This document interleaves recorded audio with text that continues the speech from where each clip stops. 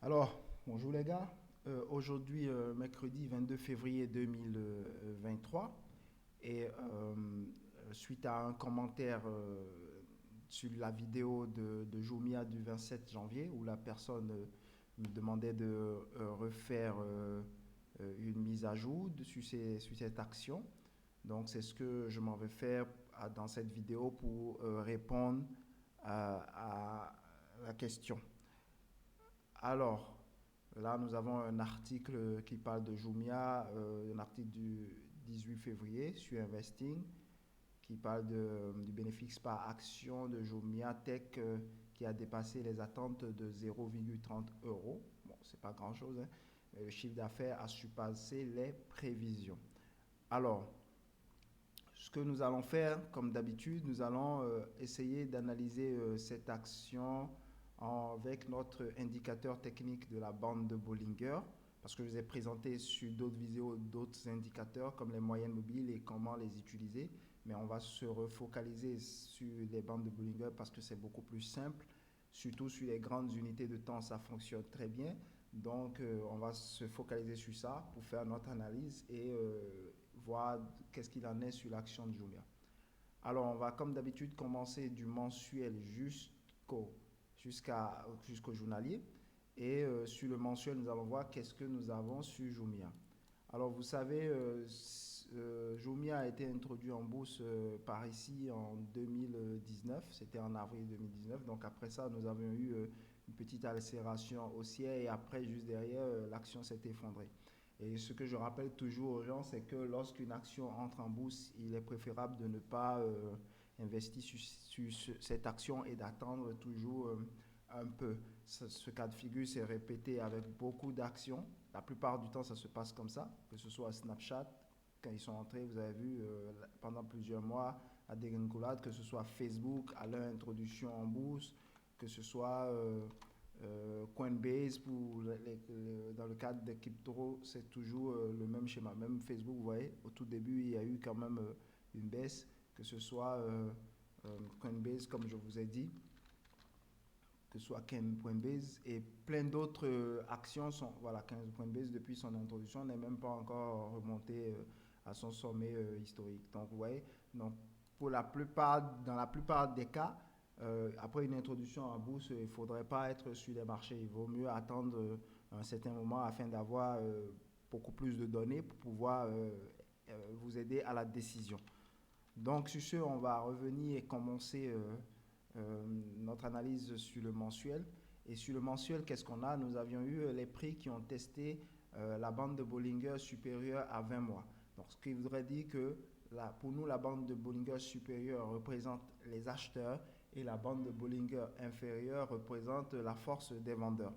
Et donc, vu que les prix ont testé la bande de Bollinger supérieure, il était supposé en fait on était supposé en fait assister à une hausse des prix après ce test. Donc nous on sait forcément que après un tel mouvement, il faudrait forcément qu'on attende un pullback avant de nous positionner. Nous on se positionne sur les breakouts. Donc ce qu'on a eu ici, on a eu la clôture des prix en dessous de la moyenne mobile 5, donc il nous indiquait ainsi que les vendeurs essayaient de reprendre la main. Et l'objectif, en fait, c'est que les vendeurs, ils échouent et que assistions plus tard à un breakout à ce niveau. Donc les prix doivent clôturer en dessous et revenir casser la zone supérieure pour que nous, on puisse nous se positionner et se dire que voilà, les acheteurs ont vraiment la cote, ils sont vraiment trop forts et que les vendeurs n'ont pas pu reprendre la main. Et c'est pour ça qu'il y a eu ce breakout. Et donc, dans cette correction que nous avons eue sur le mensuel depuis la fin du Covid, parce que cette action, il faut l'avouer aussi, est montée violemment à cause du Covid, parce que c'est une plateforme e-commerce du style d'Amazon. Et pendant le Covid, toutes les plateformes e-commerce, je le répète, ont eu en fait ce gain parce que tout le monde était confiné, tout le monde était à la maison, donc tout le monde passait en ligne en fait pour faire les achats. Ce qui fait que il y a eu beaucoup d'actions du e-commerce, tout ce qui était lié un peu à ce monde-là a eu une croissance phénoménale. Même Netflix, vous aviez vu, a eu une croissance phénoménale. Donc, En mensuel, pour le moment, je reviens en mensuel, pour le moment, euh, la tendance, certes, est toujours haussière, même si on assiste à une forte correction. Alors, le moment où on va tester la bonne inférieure, ça voudra dire que la tendance sera fortement baissière, donc on va attendre forcément ce pullback avant le breakout. Cependant, actuellement, la bonne inférieure à moins 1,76, donc bon, je ne vois pas cela aller encore plus bas, sauf aller à zéro et que la société se retire de la bourse, quoi. Donc, en mensuel, nous n'avons pas encore suffisamment de données, ok? Même si on sait déjà que la tendance, normalement, elle doit être à la hausse pour les acheteurs, même si on doit faire ce breakout plus tard. Alors, le plus intéressant pour nous serait l'hebdomadaire. Donc, l'hebdomadaire, comme je vous ai toujours dit, c'est mon time frame préféré. Et donc, à l'introduction en bourse, nous avons eu naturellement la baisse. Ensuite, nous avons eu le test. Et ici, nous avons testé la borne supérieure. Et après le test de cette borne supérieure, on savait qu'un pullback allait venir. Donc, le pullback étant venu à ce niveau, parce que nous, ce qu'on recherche, c'est ça. 1, 2 et 3. Et le 3, c'est sur le 3 avec le breakout qu'on a. Donc, nous, on savait forcément qu'il y aurait ce pullback, qu'il y aurait une clôture des prix en dessous de la moyenne mobile à 5 périodes. Et donc, on a attendu patiemment. Ça voudrait dire que les vendeurs avaient essayé de reprendre la main aux acheteurs afin d'envoyer les prix beaucoup plus bas. Ils ont échoué. On a eu le breakout et derrière, on a eu le pump qui a suivi. Bon, ça coïncidait avec Covid. Est-ce un hasard ou pas? Une chose est sûre, le résultat est là. Donc, à ce niveau, nous avons eu le test de la borne inférieure. Ça voudrait dire que la force était vraiment aux vendeurs. Et donc, on savait qu'il y aurait forcément un pullback, que les acheteurs essaieraient de reprendre la main. Et ils ont repris la main, ils ont échoué. Donc, nous avons eu ce breakout. Et voilà le résultat. Les prix n'ont fait que baisser. Et donc, ici, à nouveau, les acheteurs, cette fois-ci, ils ont testé la borne supérieure. Donc, ils ont essayé de prendre la main. Le pullback est arrivé, mais ils n'ont pas réussi à reprendre la main aux vendeurs. Et on n'a pas pu avoir ainsi ce breakout. Donc, les prix ont continué tout droit vers la tendance baissière. Donc, ce qu'on attend en fait d'abord sur l'hebdomadaire, c'est de voir d'abord les prix venir tester la borne supérieure, ensuite qu'on assiste au pullback et que nous, on puisse se positionner au breakout. Donc, pour le moment, en hebdomadaire, nous n'avons rien à faire.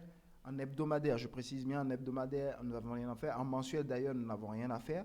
En hebdomadaire, nous n'avons rien à faire non plus, parce que tant que les prix ne vont pas venir tester cette borne supérieure de la bande de Bollinger, en fait, il y aura pas en fait la première phase de notre scénario, puisque comme je vous rappelle, notre scénario, c'est de faire 1, 2, et le 3, c'est le breakout. Donc, tant qu'on ne vient pas tester la borne supérieure, pour le moment, la force reste toujours au vendeur.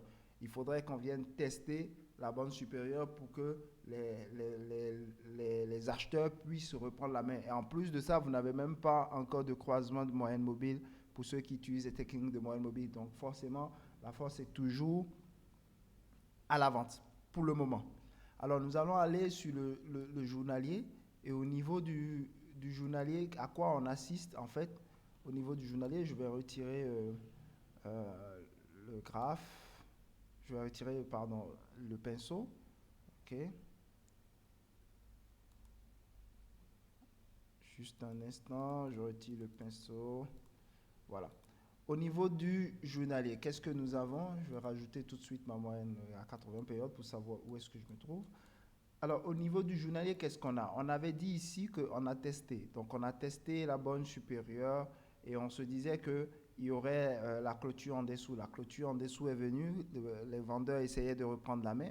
Et là, on a assisté au breakout. Donc, quand on a assisté au breakout, nous, on a placé notre point d'entrée là.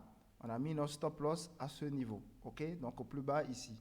Ce qui veut dire que on donne la possibilité, en fait, au marché, avec ces deux points-là, on lui donne, en fait, la possibilité de faire tout ce qu'il veut, de faire le range latéral s'il veut, dans cette zone-là, dans ce rectangle. C'est-à-dire entre cette borne supérieure et cette borne inférieure. Il a la possibilité de faire tout ce qu'il veut. Il peut et comme vous avez vu, il a même déjà cassé ce plus bas qui est là, mais il n'a pas le droit de venir casser celui-là, parce que s'il casse celui-là, alors c'est totalement foutu. Donc pour le moment, tant qu'il reste là, notre tendance haussière est toujours valide. Il nous faut juste la continuation de la tendance et notre premier take profit sera au niveau de 6,18. Comme 6,18, si le graphe est bien respecté, ça fait 6,18. Donc, c'est ce qu'on espère en fait dans les semaines, voire mois à venir. Mais moi, je dirais plutôt dans plusieurs semaines, parce que c'est quand même du journalier, donc il faudra qu'ils puissent se décider à un moment ou à un autre. Donc, pour le moment, la force reste aux acheteurs parce que nous n'avons pas non plus eu ici à ce niveau. La bande de Bollinger inférieure n'a toujours pas été testée par les vendeurs. Donc, la force reste toujours aux acheteurs pour le moment, jusqu'à ce que la bande inférieure soit testée. Si la bande inférieure est testée, ça veut dire que les vendeurs y reprennent la main. Et si les vendeurs y reprennent la main, forcément le scénario à suivre sera que les prix remontent un peu, ensuite essayent de breaker. Après, nous sommes déjà, comme moi je vois ici, nous sommes déjà à 3,30 $ ou 3,47 $ si je ne me trompe pas. À 3,47 $, on est déjà assez proche de zéro, quoi. Donc je me demande quelle impulsion on pourrait avoir pour... alors on va faire une extension rapide.